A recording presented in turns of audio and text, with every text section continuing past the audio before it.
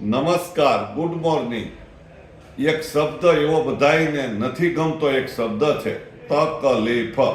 તકલીફ કોઈને ગમતી નથી, પણ એમાં જ એક શબ્દ સારામાં સારો છુપાયેલો છે. એ શબ્દને સમજાઈ જાય તો તકલીફ લાગતી નથી.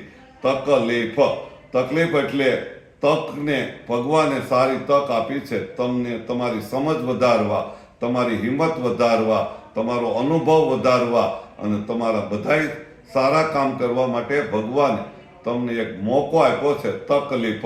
તકલીફ આપી છે ત્યારે આપણી બુદ્ધિ બહુ સારી કામ કરે છે. જો ધીરજ રાખીને તકલીફમાં ધીરજ રાખીને કામ કરવામાં આવે તો તકલીફ એક તક બની જાય અને સારામાં સારા સપના સાકાર થાય, સારી તકલીફો બધી દૂર થાય.